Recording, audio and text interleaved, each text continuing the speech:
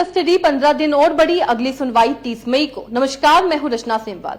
मैंने कहा था ना, मनी लॉन्ड्रिंग का मामला ही ऐसा है, जब एक व्यक्ति इसमें फंस जाता है तो उससे जमानत मिलना काफी मुश्किल हो जाता है। बता दें, शराब नीति केस में दिल्ली के पूर्व डिप्टी सीएम मनीष सिसोदिया की जुडिशियल कस्टडी 30 मई तक बढ़ा दी गई है। राउज एवेन्यू कोर्ट में बुधवार 15 मई की सुनवाई के दौरान स्पेशल जज कावेरी बावेजा ने कहा कि मनीष के खिलाफ सीबीआई केस में 30 मई को आरोप तय किए जाएंगे। सिसोदिया ने आरोपों पर बहस रोकने के लिए एक याचिका दिल्ली हाईकोर्ट में भी दायर की है, इसलिए इस पर सुनवाई स्थगित कर दी गई है। अब इसी को लेकर आपने क्या कुछ कहा है वो भी आपको बताते हैं। दरअसल आपकी नेता आतिशी सहित अन्य नेताओं का कहना है कि बीजेपी ने यह सब राजनीतिक बदले की भावना के तहत किया, लेकिन लोग हमारे साथ है, जनता बीजेपी को इसका जवाब देगी। केंद्रीय जांच एजेंसी का दुरुपयोग सरकार कर रही है। आतिशी ने बीजेपी पर निशाना साधते हुए हाल ही में कहा था कि विपक्षी नेताओं को फंसाने की कोशिश की जा रही है, इस कारण आए दिन केंद्रीय जांच एजेंसी का गलत इस्तेमाल किया जा रहा है। बता दें, दरअसल 7 मई की सुनवाई में सिसोदिया की न्यायिक हिरासत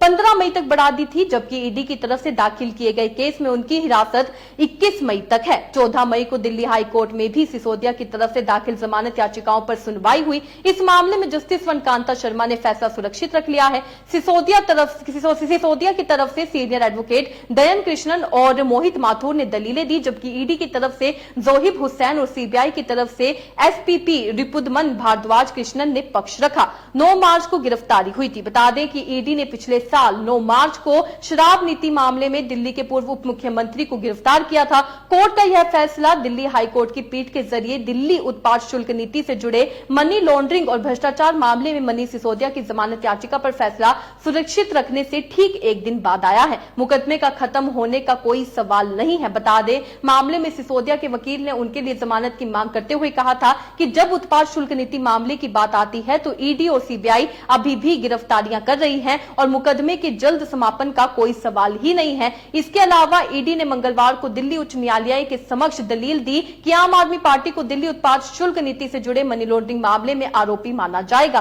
तो आप देख सकते हैं किस तरीके से ईडी पूरी की पूरी आम आदमी पार्टी पर ही आरोप लगाती हुई नजर आ रही है। जिस तरीके से उनके द्वारा यह कहा जा रहा है, उन्होंने हाईकोर्ट में यह कह दिया कि पूरी की पूरी आम आदमी पार्टी इस भ्रष्टाचार में लिप्त है। लेकिन सवाल ये उठता है, अगर पूरी की पूरी आम आदमी पार्टी इसमें लिप्त है तो सबूत कहां है? अगर मनीष सिसोदिया की बात की जाए, सत्येंद्र जैन की बात की जाए, फिर अरविंद केजरीवाल को गिरफ्तार किया, यहां तक कि सांसद संजय सिंह को भी इस मामले में गिरफ्तार किया गया था। फिलहाल वो जमानत पर बाहर है। अरविंद केजरीवाल को चुनाव प्रचार के लिए अंतरिम जमानत मिली थी, वो भी बाहर है। लेकिन इन सभी पर एक ही आरोप है, मनी लॉन्ड्रिंग का आरोप है। शराब नीति मामले को लेकर सवाल यही है कि साल हो गया है। सिसोदिया की बात की जाए तो उनकी गिरफ्तारी को साल पूरा हो चुका है, लेकिन इस पूरे साल में ईडी एक भी सबूत दिखाने में असमर्थ रही कि इन सबूतों के आधार पर उन्होंने उन मंत्री को गिरफ्तार किया था।